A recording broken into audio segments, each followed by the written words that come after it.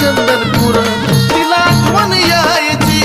मेंढर चाराया न्यायची तिला आठवण यायची मेंढर चाराया न्यायची त्या ठाई ठाईची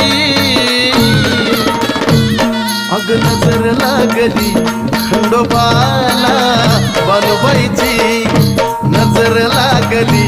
मल्हारीला बानुबाईची